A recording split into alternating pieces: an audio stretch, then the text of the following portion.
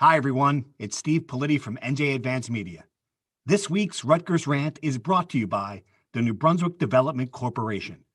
A big thank you to our sponsor and to all of our listeners for the continued support. Now let's get to the show. From NJ.com and the Star Ledger, welcome to the Rutgers Rant, your one-stop podcast for the Scarlet Knights, with your hosts Steve Politi and Rutgers insiders Brian Fonseca and Pat Lenny. Let's start shopping. Hello, everybody. Welcome back to the pod. 31-0 loss to Minnesota, but that's not what we're going to talk about. You know what we're going to talk about? Gavin Wimsatt, the new starting quarterback at Rutgers. Greg Schiano has ripped off the Band-Aid. He will start against Michigan this weekend. He will start the rest of the season. It's a notable change in philosophy, at least it was based on what he said after the Indiana game, when he said this was a program that is developmental but plays production. But now he says, and the quote, he showed why we're excited about his future. That's what I would come away with on Saturday. It's a matter of time. It's a matter of when, not if.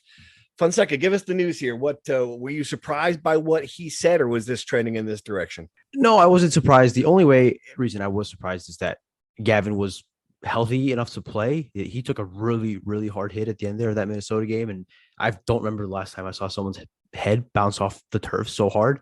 Right. So just the fact that he's healthy enough to play is great news for Rutgers. The philosophy turn to Wimsatt kind of makes sense given where they are season-wise, where Noah Vedril's health is. It seems like his hand is not getting any better. Matt Millen made a point of that many times in the broadcast. You could see his thumb's still wrapped up. He's having a hard time gripping the ball. And you might as well give the kid an opportunity to work his way through things. He clearly has, some ways to go. He made some mistakes, but you clearly see the signs of what he could be. And obviously, at some point, those signs have to convert into something. I think people are going to be sick of talking about potential at some point, but I think you saw he was so physically impressive, which has always been the thing about him. But it's just a matter of him making those throws, getting some help from his wide receivers, although he can definitely help himself by learning to throw with touch versus that rocket arm he has. Looking back at the film, I was a bit harsh on him on Saturday. I thought he was a lot better after watching the film. He looked a lot better than the stats, certainly. And I think they did the right move from my perspective. Rip the Band-Aid off, play for the future, give him a chance, evaluate where you are with him, and kind of give him some confidence to know that, hey, this is your time. This is your team. Let's roll with it. Let's see what you can do. This is your chance. It's ultimately irrelevant because I also felt the same way watching the game that you did. And I wasn't overly impressed. And my bigger concern was I didn't think he got appreciably better than he was what we saw at the Gator Bowl. I guess, watching some of the clips you put in your film review, I kind of agree that maybe that assessment was harsh. That said, still has accuracy issues, passed up several opportunities to run when he could have gotten, I thought, a pretty good distance just based on what I was seeing, in the clips. Pat, what did you think of his performance? And, obviously there's just a lot that he's got to improve on. There's definitely a lot he's got to improve on, but you could see, as Greg Schiano said, you could see the future. I could kind of see that as well. Compared to other Rutgers quarterbacks, you could see that he was making throws that other quarterbacks weren't. He throws the ball downfield so much better than the other two. The arm strength is remarkably better. I was just like you, surprised at how little he ran and how little they called runs for him and utilized his legs, because I think he's a better quarterback when he's outside the pocket.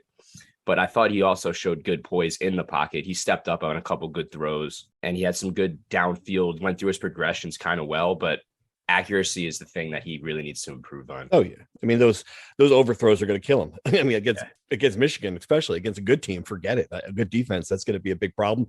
I mean, but he's right. I mean, I guess what Schiano said, this is where we are as a program right now. They've punted on 2022. He will never say that, but that's what's happening here. And it's kind of a fascinating situation to be in. They're putting all their eggs in his basket to get ready for next season. And that's, I get with where they are with 4 games left. I mean, I guess that's what you have to do, Brian. I mean, that's kind of all that's left for this year. Yeah. And I understood his point earlier when he mentioned starting Noah Vedril, that you want to give the locker room the confidence that we're winning now. We're not worried about the future. But the flip side of that is that not a vast majority, but a majority of this roster has multiple years of eligibility left. This is a team that is going to build through experience if it stays together.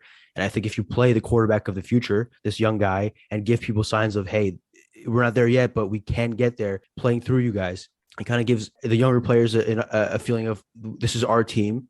This is what we can become. And if you see Gavin Wimsatt making plays, if you're a teammate of his, you can see kind of the future of where this thing is going. Obviously, you see him in practice, that's one thing, but to see him be able to do it in games, if he's able to have a big, touchdown pass against Michigan or Michigan State or whatever, if he somehow leads them to a win against Michigan State or Maryland, I mean, that's certainly not out of the realm of possibility. They're not going to beat Michigan this weekend, obviously, but every other game. I mean, imagine Gavin Wimsatt, again, hypothetically, just following Pat's season-long upset prediction. If Gavin Wimsatt somehow beats Penn State and it does that miracle, I mean, that's a ride of adrenaline for the program throughout the entire offseason they will feel the reverberations of that. So a possibility of that is only possible if he plays. To add to the earlier point, the running thing is curious because they did not call many design runs. They did a lot less design runs than Gleason did for him in the Temple game. And when he was out of the pocket, there were some opportunities for him to run. He does that flick to Monangai when he probably could have just gone for the first down in that early second half play. I wonder how much of that was impacted by the fact he got hurt running against Temple. I wonder how much of that was coaching staff instruction versus him has some hesitancy from his part to run. And when he did run a couple times, he got smacked hard on those two slides. So right. And also, I don't know if that was, how much of that is his fault for the missed timing of the slides, how much of that was just some really aggressive tackling from Minnesota. And in fairness to the officials, I thought that they didn't call the flags rightly. It's harsh, but by the letter of the law, those aren't targeting calls. But still, they were pretty close, though.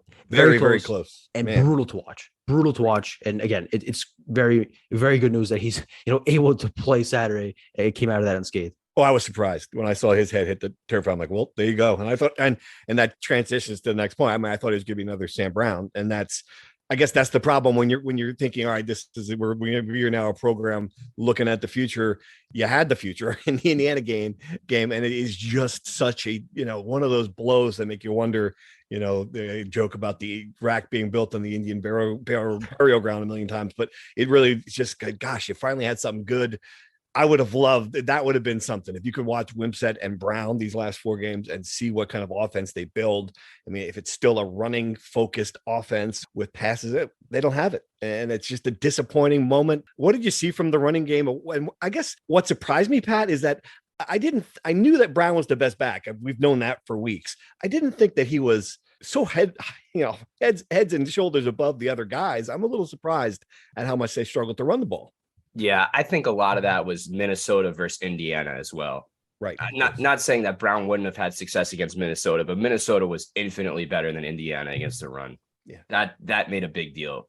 And you're right. I mean, Sam Brown's injury completely changed the offense and put so much more pressure on the quarterback, which is why I think they made this move, because they know now that you're not going to be able to play that complementary football where you win 1-score games with Noah Vedral. You need the quarterback to make distinctive wow plays, and that's what Gavin could do. So I think that's why they made the change, because they knew that they couldn't run the ball effectively and that ultimately they were going to have to make plays in the pass game, which all along I've been saying has been Gavin's strength. So It was crushing. It's absolutely devastating, and it changed the trajectory of the season. There's no question about it. Ultimately, I would argue that it was complementary football, because the defense was as bad as the offense, as you pointed out. Fun second in your film review, the numbers were worse than I thought. I mean, give me a sense of what you saw. Similar to Pat's point, this is Minnesota versus Indiana. Minnesota, it was tricky to kind of figure out because their good games were against very bad teams and their not so good games were against, decent to good teams. I don't know if I would say that Rutgers is a bad team per se because of how much they struggled. And honestly, the real issue was just the first 2 drives, because after that, they were pretty good. The scores at the end were more of a result of turnovers from the offense than the defense. They really hunkered down. And some of that issue was that Rutgers got Sam Brown. Essentially, I wrote that Rutgers got out Rutgers. Mo Ibrahim is just an older, stronger, more physical Sam Brown, in that he forced 9 missed tackles. That's insane. Rutgers had 21 missed tackles in the first 7 games. So he's hard to bring down. You saw in that first play of the game, if Christian Izien gets that safety in the end zone. I don't think the game changes by much, but I do think it does shift some momentum there. And there was just some more. They couldn't get off the field on third down. A lot of those third downs were third and short, so they really couldn't stop them on any play. So I think they had a poor start. They bounced back, but by that point, the offense couldn't come back. The question going into the game with the defense was that they played really well against bad teams. Could they do it against a good team? They didn't in the start. They got a little bit better. I am very curious to see how they do against Michigan, because Ohio State was their worst game. Minnesota was easily their second worst game. Yeah. Now they're playing maybe the best offensive line in the country. That's certainly in the Big Ten. And I'm wondering how they'll bounce back from that. It could be a long day. All right, let's dive into true or false, guys. You know the rules. We've got some good topics here, starting with the obvious one. True or false, Rutgers will win another game this season. Fonseca, go. True. Oh, okay. Wow. Pat? True. I'm going false. I just, with Wimsatt and this schedule, I don't see it. All right. True or false, penalties are a coaching issue. Wow. Fonseca, true or false? I'll say true. Okay.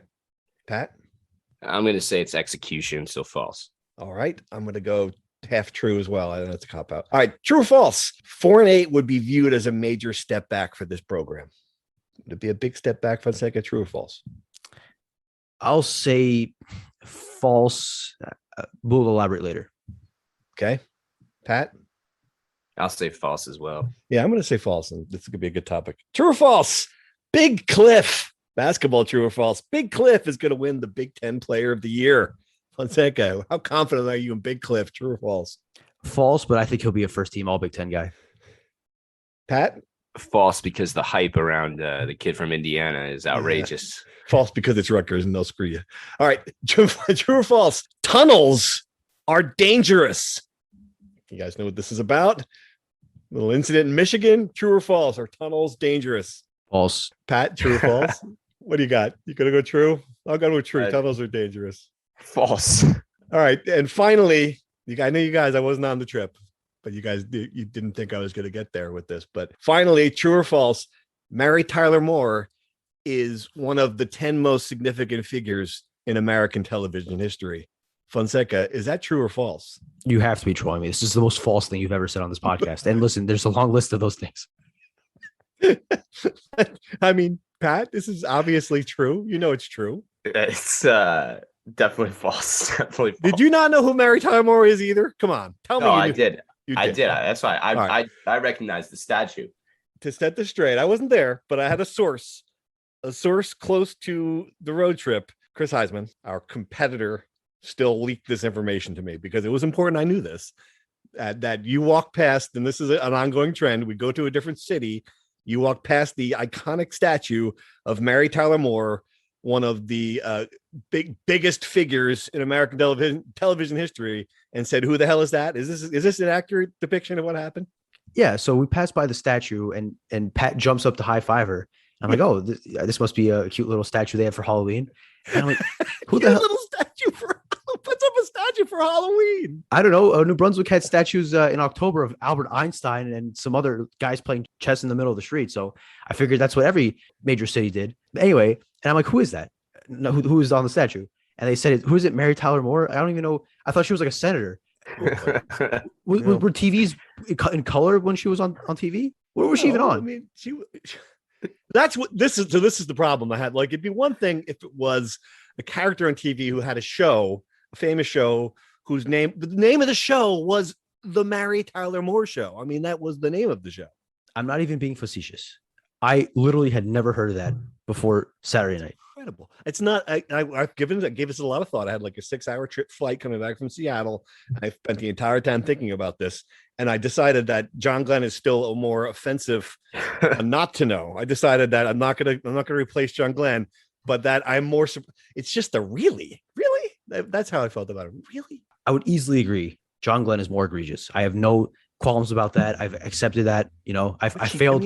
My fifth grade. It was a big. She just died. I don't know how recently, but sort of recently. It was a big deal in the news. Everyone was sad. Dick Van Dyke. I mean, the tributes to Mary Tyler Moore. Didn't Dick Van Dyke die recently too? No, he's not dead. He's alive. Dick Van Dyke. Yeah, Didn't they stop doing the New Year's Day thing with him? Oh my God. No, it's not Dick Clark. That's not Dick Van Dyke. He did it right live on the podcast. He did another one. No, This is not a bit, folks. This is not a bit. This is literally my bit. different person. I'm not stooping to the level of making up my being dumb for the pod. I really did not know who this was. I would be interested to know from our podcast audience. You guys hit us on the NJ.com/text and on Twitter. How many of you actually knew who, what is it, Mary Tyler Moore is? Yeah. Oh yeah, all. Please let me know.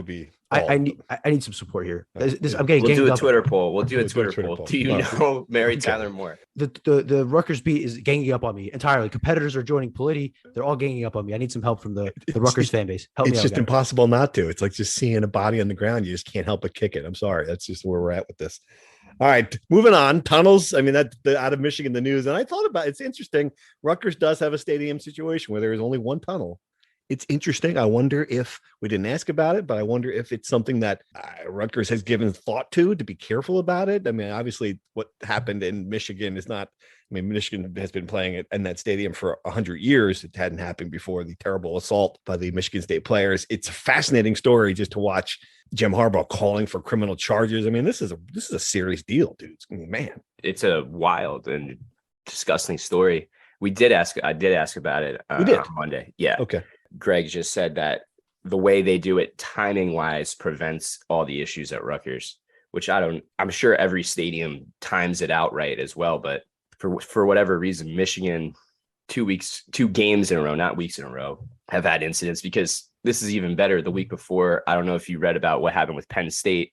James Franklin was complaining about the tunnel situation and said that they needed to have policy changes made. And that happened after they were yelling at each other, and allegedly Penn State players were throwing peanut butter and jelly sandwiches at the Michigan players at halftime. So it wasn't a post-game altercation in that one.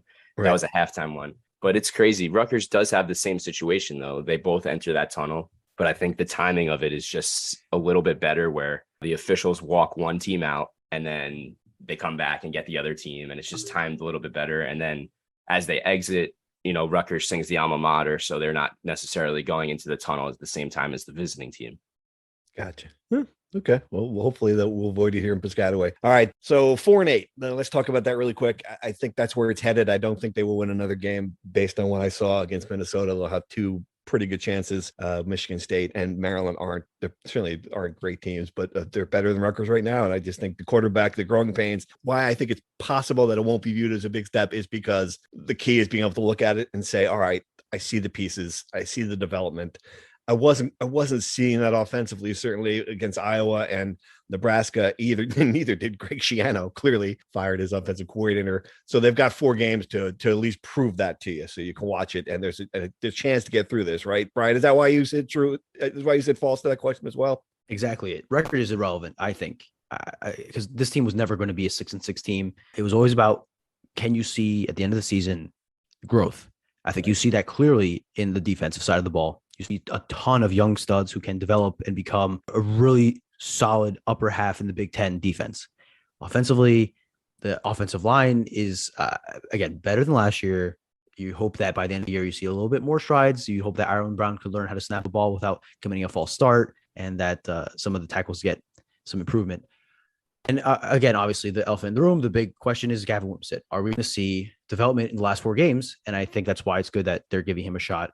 If you see Gavin Wimsatt completing more percentage of his passes, making at least one wow play per game, cutting down on his interceptions, which have been a very big issue. He has 5 in 8 games. It's not entirely great. I'm not sure if the one against Minnesota was egregious. It looked like half him underthrowing the ball, half the safety on Minnesota making a great play. But yeah, if he can fix all those things and show that he's headed in the right direction and that he can be a kid that's molded by the next offensive coordinator. I think the Nunzio Campanelli to offensive coordinator train kind of died from the hype that it had after Indiana.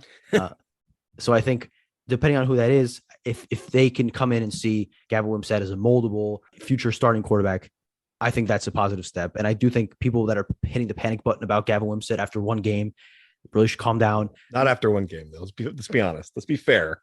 Fair. It's not really a small window anymore. I get it. He's still 18. He's 19 years old now, but I'm not falling in that trap. The age thing I'm sick of hearing that he should have been in high school. We're gonna be talking about that when he's 24 years old. Like he just got out of high school. But I do think he's not had a chance of consecutive games week to week. Correct. And this is the first time he knows he's the start. This is all true. Yes. I think that we have to kind of give him some slack in that sense that this is the first time he's going to get some continuity and some ability to learn from his mistakes on a week-to-week basis instead of playing 4 snaps in one game, playing 5 in another, hurting himself, missing 3 weeks, etc. And not every quarterback is going to make it. I think that's the truth. I think one person to look at as a beacon is DTR at UCLA. Was a highly rated kid. People were very disappointed with him as a freshman, disappointed with him as a sophomore. And now with Chip Kelly, he's one of the best quarterbacks in the country. I'm not saying that Gavin Wimsatt will become that. I'm saying that kids have turned things around. There's many more examples that I can't think of off the top of my head. Again, not to say that he will be DTR. I think it's possible and that people should calm down a little bit from their early anxieties.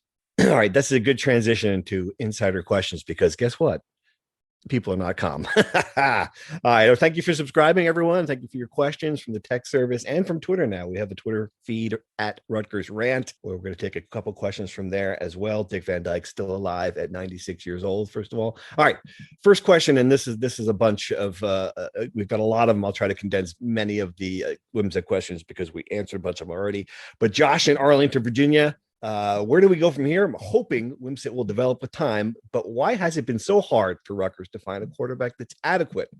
The wide receivers in line weren't doing any favors, but what is Rutgers doing differently than other programs?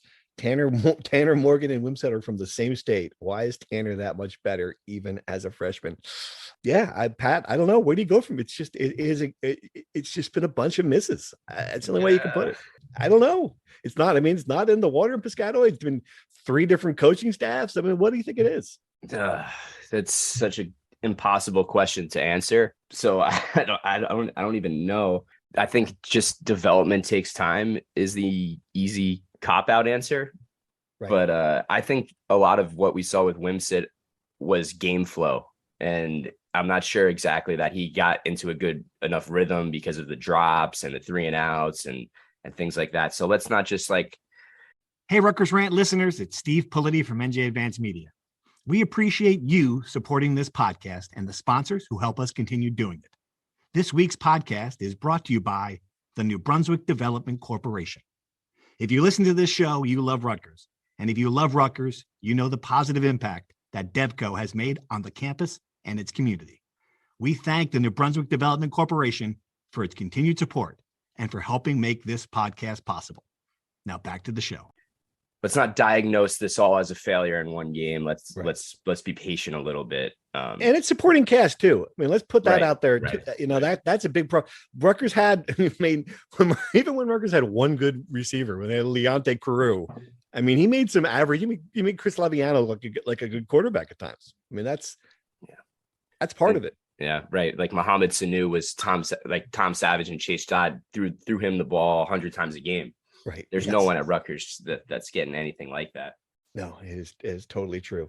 All right, dive into some other questions. Can't we assume at this point that Nunzio won't be the offensive coordinator next year? I would imagine that Greg wants to bring an exciting name in based on that. When do you think it happens? I don't know. I'm not quite there yet to say that he won't be the guy, bro. I mean, if not, I'm also not there that it's going to be I'm not going to bring in, Bill Walsh too. I think it's going to be competitive to find the guy. It's going to be an assistant coach. It's not going to be someone they're not going to bring in. I've seen some crazy names. So what do you think? Lincoln Riley is not giving up his head. That's yeah, right. That's the kind of name I'm seeing. So if you're like, any chance we can get Matt Rule to come here and be a fan? No, I think it's too early. I know I just joked about the hype train dying. I think he still has 4 more games. I'm with you. I think it's going to be an assistant, maybe an OC at a lower level, maybe an assistant coach at a Power 5 level. I don't think they're going to take a sitting coach. I don't think they're going to get a huge splashy name. And I'm almost certain that fans, the initial reaction just based off the name will be underwhelming because I don't expect a brand name to come. But again, it's still a little too early to hit the brakes on the Nunzio train. All right. Question from Don Signorino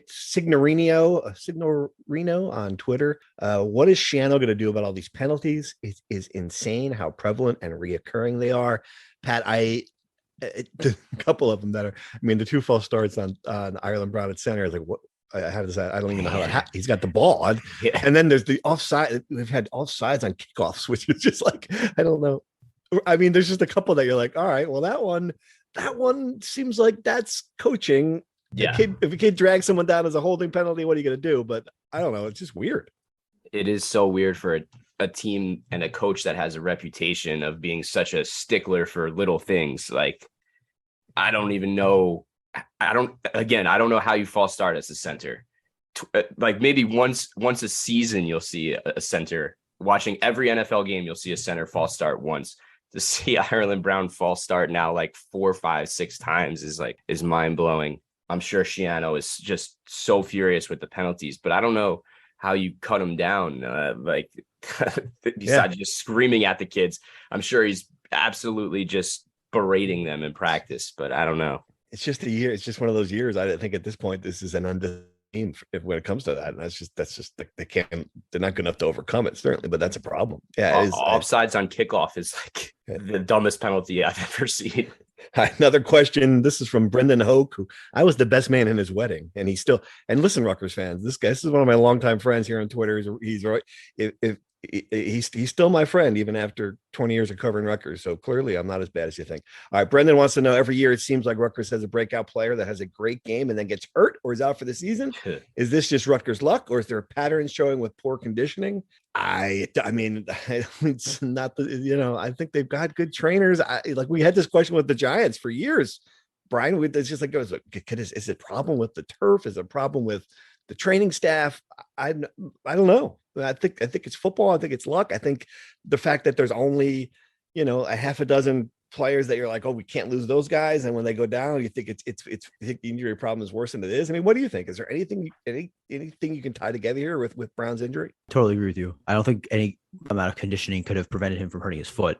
I think it's just dumb luck, and this is a violent game, as Schiano says all the time, and injuries happen. And for Rutgers, unfortunately for them, it just happened a lot to their best players because they don't have as many as other teams. But in fairness, you look at, I just saw the news this morning, Roquan Smith, starting linebacker for Georgia, one of the best defensive players in the country, probably has a season-ending injury after playing Florida. Yeah. It just happens, Quinn Ewers got hurt for Texas for a while. It just happened. All right, 2 more really quick. Mike from Jackson wants to know, do you think, is it a crazy question, do you think Pat Hobbs has quote unquote buyer's remorse? Brett Bielema of Illinois is already bowl eligible and is fighting for the Big Ten West Division title. There's a lot of things you'd assume here. If he's, would Pat Hobbs be watching from his living room of these games if he hired Brett Bielema as head coach after what what happened with Greg Schiano and the incredible level of vitriol over that process? I mean, I think people who are jumping off the Schiano as the right hire back then are just kind of losing perspective. I mean, he's the right hire back then. You can make a strong case. In fact, I would make the strong case, and I may make that strong case in the column, that nothing about that has changed. I mean, you still need a guy who understands Rutgers, who can recruit in this state. And it is Rutgers, I say, bigger rebuilding job than Illinois. And they're in the Big Ten East, which is far harder. Pat, am I wrong here? No, everything you said is completely accurate. I just find it fascinating when the one thing about Illinois, which is remarkable, the 2 quarterbacks are Tommy DeVito from Don Bosco Prep, who was a flunk out at Syracuse, has turned into a masterful quarterback under Bielema's direction, and Art Sikowski is his backup. So, but you're so right about the scheduling and the patience with Schiano. I don't know how far Illinois dropped off, but the fact that they got to the top with Tommy DeVito is a remarkable coaching job. Yeah, he's the coach of the year, no question. But you put him here, and I think he's probably well, I don't know. You bring the 5-3, 4-4. Who knows? Certainly not. They're not like they were going to beat Ohio State. I mean, like look who's Illinois beaten. I mean, they get it. They're having a great year. Congratulations, but they would have lost by 50 points. They beat Minnesota, I think, right? They did. Then there you go. That is the one. That is the big win, certainly. So they're a better team, certainly. But they were better. I mean, we saw them play Rutgers. So we know it was close, but they were still a better team. So finally, Can we talk more basketball, please? Instead of the floundering football team that is just playing out the season. What do you think of the freshman? I know everyone's raving about Simpson, but the defense in the 12 minutes I saw from Wolfhook was the most surprising part of the game. This is obviously Fairfield, a little exhibition game. Give us your full report, Fonseca, from the basketball's first teaser of the year. We will talk probably more basketball next Monday before their season opener against Columbia. I am not going to go in depth on a scrimmage against Fairfield. Okay, I'm just not going to. Some nuggets. I'll talk about it. I want people to know that it's irrelevant in the grand scheme of things. I think it's very funny that people see a good game and they think this player is a future superstar, and then they see a bad game and they just say, hey, it's a scrimmage. It's very interesting. I think, look, Derek Simpson was very impressive. I think people saw a lot of what I saw when I saw him a couple games in high school. Really athletic, really good offensive weapon, can get to his own shot. Defensively is still raw. I like what I see mentality-wise. When I watched him in high school, I wasn't sure if he had, for lack of a better way to put it, the dog in him, the will, the desire to defend to a level that has to work at Rutgers. As someone put it to me, if he doesn't have, he won't play for Steve Pikiell, right? I think he's kind of figured that part out. He still has to gain a lot of weight. He's very skinny. He's very evidently a freshman. But I liked what I saw from him. Cam Spencer had a bit of a tough game. I think he's really just looked tight to me. I don't know if nervous is the right word. I think he'll obviously be better. And Cliff is physically dominant. I mean, the first play of the game, they throw him the ball inside, and he just bullies this guy off the ball, like shoulders him almost across the court and gets in the layup. He hits a mid-range jumper. He shows a willingness to shoot three. Very impressed with him. Again, this is Fairfield. This is an exhibition game where I don't think they went 100% speed because they shouldn't. I think people should pump the brakes on taking any big picture things away from these preseason scrimmages. I think we'll know a lot more. The biggest thing to take away from this is who didn't play. Caleb McConnell, still banged up with the knee injury. Sometime between Big Ten Media Day in Minneapolis and Media Day at Rutgers, he got hurt in one of those two practices because he was available in Minneapolis and he wasn't for the Media Day. He still hasn't recovered. Steve Pikiell's very not revealing about his injuries, very Schiano-esque, and said he'll let the doctors clear him and let them know when he'll play. I would be surprised if he played in the season opener against Columbia. I could see him missing a couple of games just based on the fact that, we're a week out from the start of the season and he didn't play in the scrimmage. I think they can afford to not play him against Columbia, against Sacred Heart and UMass Lowell. I think the concern comes, a week later against Temple. So we'll monitor that. That's the biggest news, I think. And for someone who said they wouldn't go in depth on the Fairfield scrimmage, I've been going on for a while. Guess what? Yeah, you did. You really did. Yeah. Yeah. It is a funny thing with the injuries, I mean, I assume he's going to play, but if you told me he's having his leg amputated based on what happened with Sam Brown. And that's our next transition to the predictions. We all got it wrong. I got it the wrongest, the most wronger prediction, the Minnesota game. Of course, if I had known Sam Brown wasn't going to play, I would have made a different prediction. We did not. We didn't find out till Saturday morning, and that's Greg Schiano, and he said it after the game. He's not going to do anything that hurts his program, even if the reporters covering it look like jackasses. So we all went 0-3 in that one. Michigan minus 24. Is that the line? Jumped to 27. Victoria 27.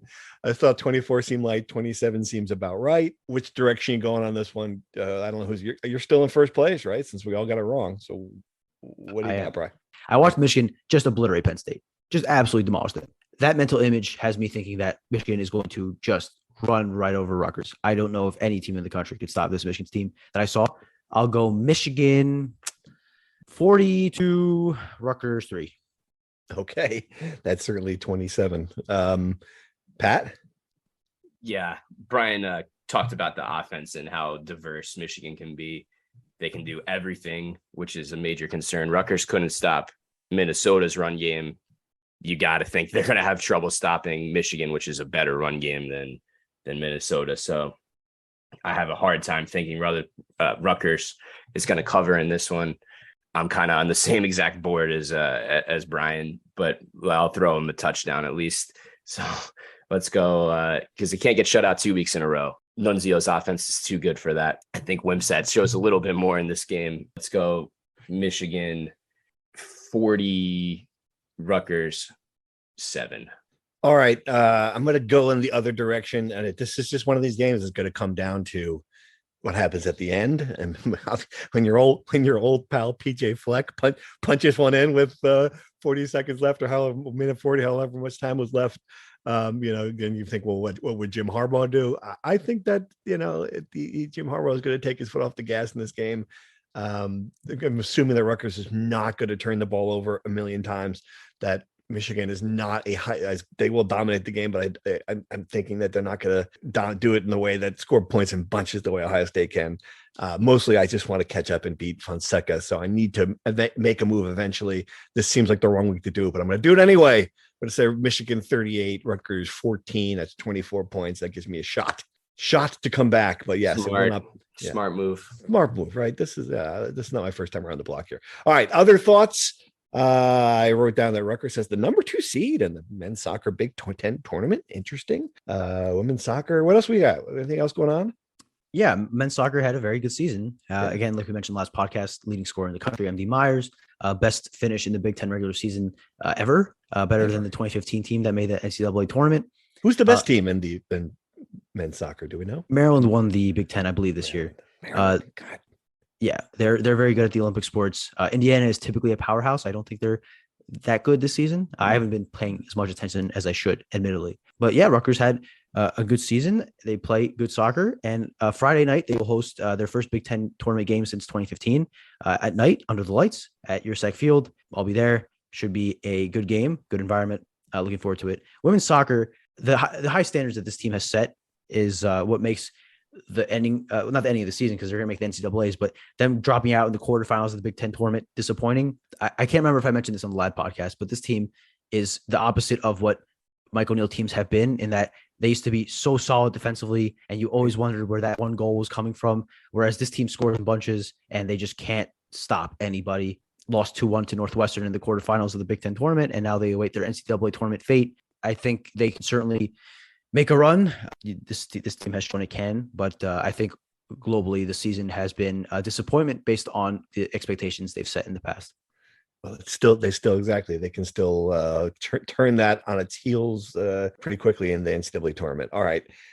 Field hockey is in as well. Anything else coming up here? No, not that I know of. Not that I know of. Well, basketball starts in a week, but like you said, we'll talk about that next week. Massive season preview coming next week. On that note, let me sign off. Thanks for listening. We will be at the Michigan game, all three of us. We recap that basketball preview next week. Thanks to Devco for sponsoring this crazy outfit. Thanks to Mary Tyler Moore for being an inspiration to generation of female actors and for making television history. And other than that, that's all I got. Signing off. Thank you for listening to the Rutgers Rant. To participate in the conversation and receive live updates about the Scarlet Knights directly to your phone, sign up at NJ.com/insider. You haven't heard enough from me yet, huh? Steve Politti here for one last thank you to this episode's sponsor, New Brunswick Development Corporation, and to listeners like you who make it all the way to the end of the show. We'll see you again soon.